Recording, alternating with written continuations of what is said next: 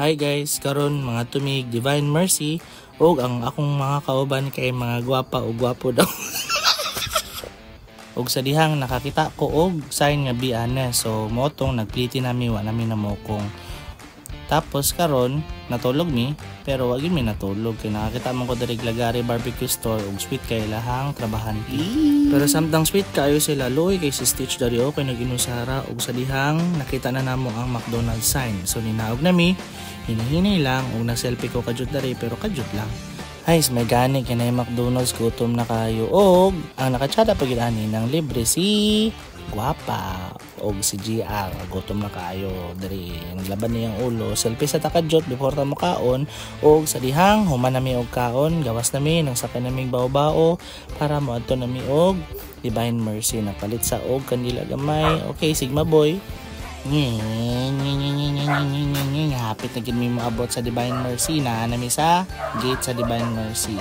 Pagkaman ninaog nami baklay-baklay kadyot kay medyo patungas kini nag-hi-hi pud mi sa among video. So medyo ulaw gid mag-video guys no kung sa mo tagdagan tao. So diri guys, dili pwede ang sayal above the knee. So what we did is we borrowed. So kailangan nakaog donation guys kung magborrow, and then isulod na din mi sa entrance.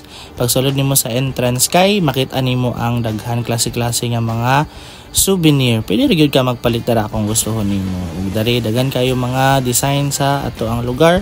Ug niadto mi sa Candle House para magdagkot og syempre kandila gyud ang atong dagkutan. So we have here prayer for English na naman. Prayer for Thanksgiving. Ug dara akong giignan si Gwapa na magkunuhay magpray.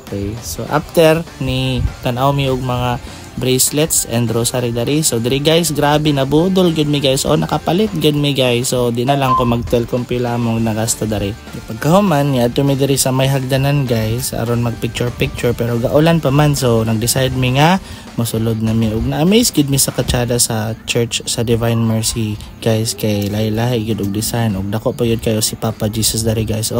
So ni sulod namin naka-decide namin manglingkod na gid ta no kay ganina na gid ta sige baklay og kapoy na gid kayo sa tiil. So kani picture lang ko, video na amaze man sa surroundings. So kani gid guys, mao na gini ang main event nato which is our confession. So I have there the confession guide.